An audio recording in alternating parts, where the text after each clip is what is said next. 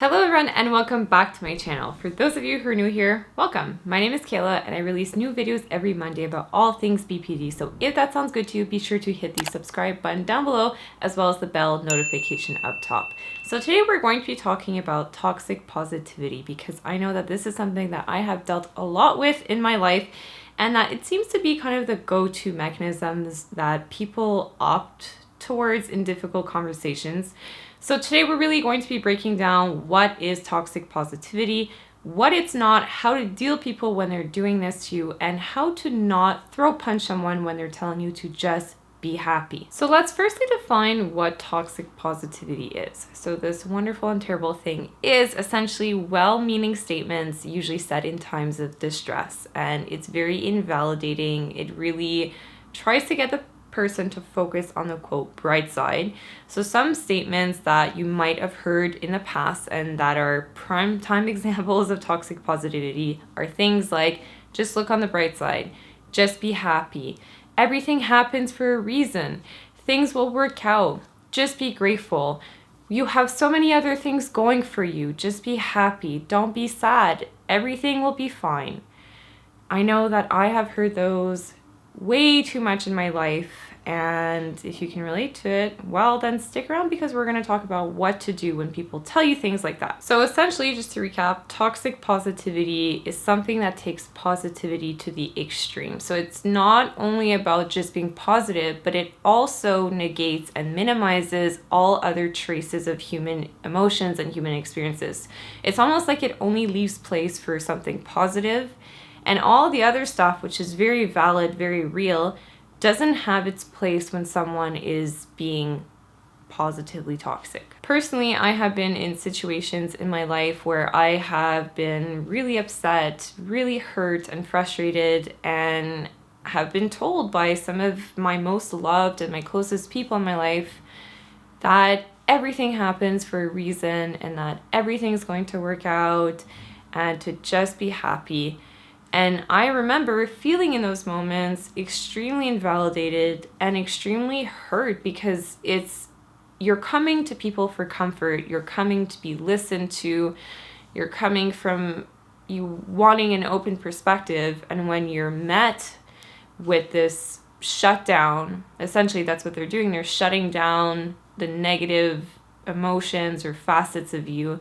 It almost gives you the messaging that those other parts of you, those sad parts, those angry parts, those disappointed parts are not accepted and are not welcomed. And so you should always present yourself as the best version of you.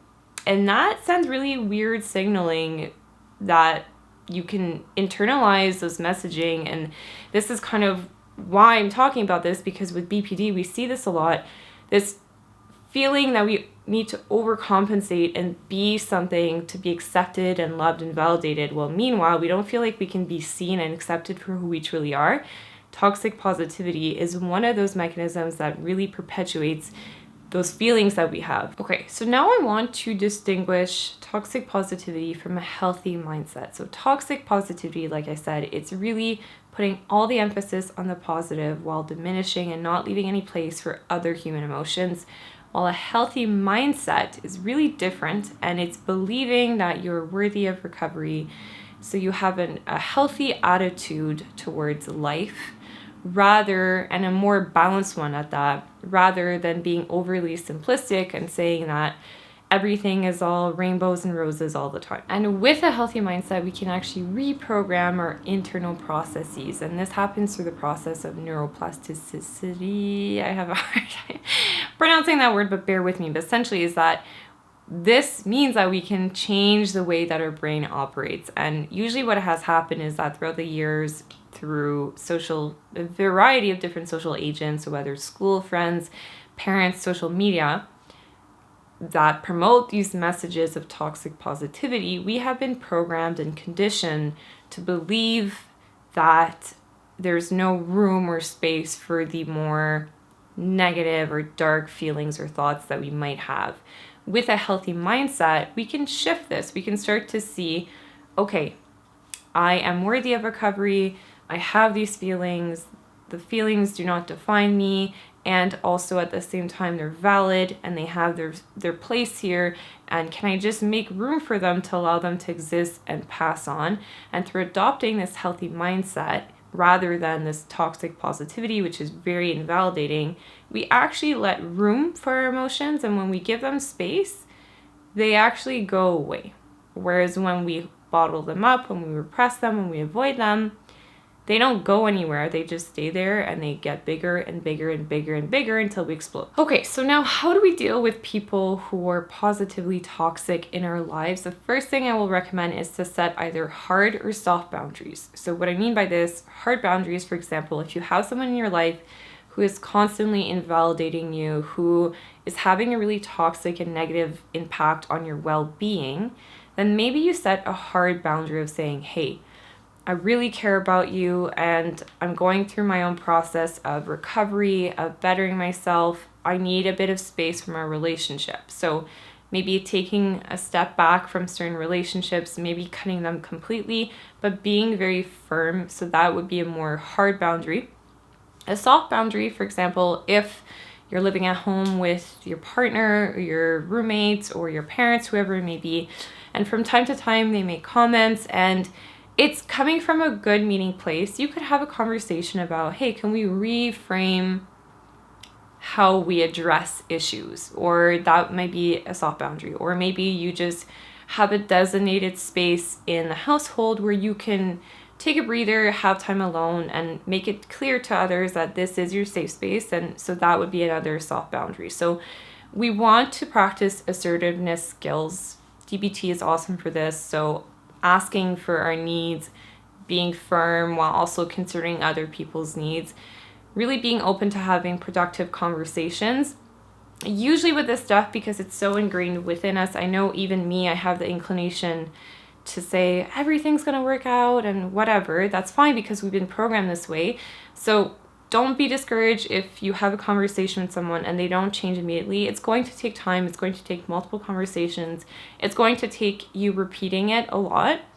But the important thing is that you have this conversation in the first place. The second thing I will recommend is radical acceptance. I have already made a video about this, so if you don't know what that is, I'll just link it above here, and as well as a meditation. So if you're feeling like you want to meditate today, here's a guided meditation for you. But radical acceptance would be the next step.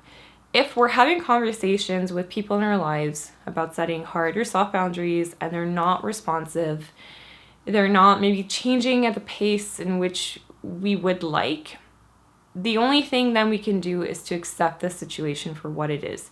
Radical acceptance, just quickly, it's not saying that you're okay with the situation.